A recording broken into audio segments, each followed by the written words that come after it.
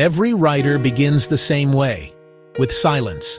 The blank page waits, and your thoughts scatter like birds. You write a few words, then erase them.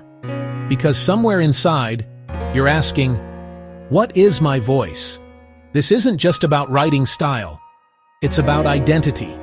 Your writing voice is the bridge between who you are and what you say. Today, we'll explore how writers find their voice through practice, failure, courage, and curiosity.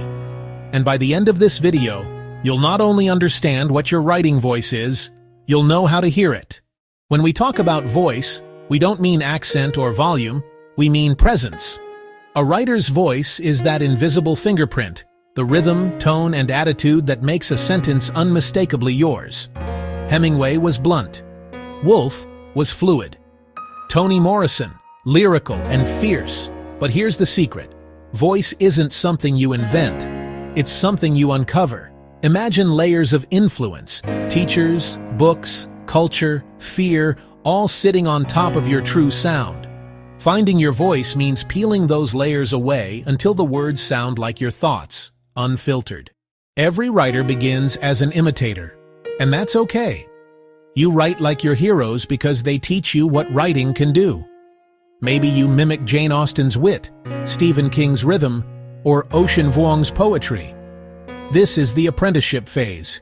You borrow voices until you build your own. But imitation becomes a trap if you never leave it. The goal isn't to sound like your idols. It's to understand why they sound like themselves. Therefore, study not their words, but their choices. Why did they pause here? Why that metaphor? Why that silence? Each answer reveals something about your own taste, your instincts, your developing voice. Your voice comes from your mindset as much as your vocabulary. Think of it like this. Two writers can describe the same sunrise. One sees hope, the other sees loss. The difference isn't grammar, it's perspective. Your voice is how you translate experience into meaning. To find it, you need curiosity, patience, and courage to be honest, brutally honest, on the page. Because voice isn't just how you sound when you're confident. It's how you sound when you're afraid, but writing anyway. Here are 5 simple exercises to tune into your voice. 1. The 1-minute free write. Write for 60 seconds without stopping. Don't edit, just pour. The rhythm that appears? That's your voice speaking before fear steps in. 2. The honest letter. Write a letter to someone you'll never send.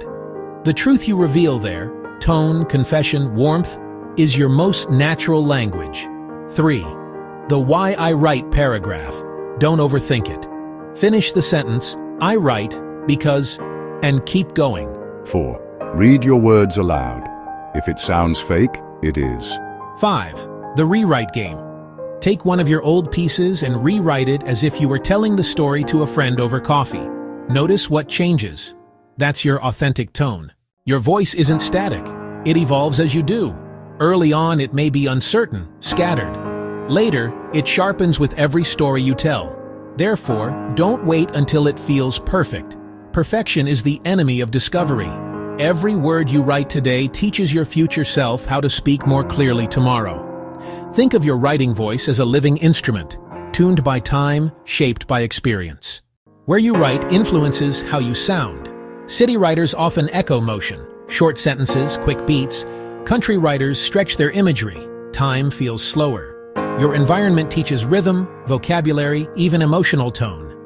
Therefore, experiment. Write in silence one day, then in a noisy cafe. Journal in the morning, draft at midnight. Notice which space lets your voice breathe freely. That's not random. That's your creative frequency. To sound original, you must listen widely. Read authors outside your comfort zone. Poets if you're a novelist, journalists if you're a poet. Each new rhythm you absorb becomes a note you can play differently. And here's a trick. After reading, close the book and write a 1-paragraph response in your own words. Compare your tone to theirs. What's missing? What's too much? What feels you? That contrast is where voice lives. The hardest part of finding your voice isn't style. It's permission. We fear judgment. We fear being too much or not enough. But voice only appears when you stop performing. The words you're scared to write? Those are usually the ones worth writing. Because authenticity doesn't come from confidence. It comes from vulnerability. One day it happens quietly. You write something and think, "Oh, that sounds like me." You feel rhythm in your sentences, warmth in your tone, clarity in your thought.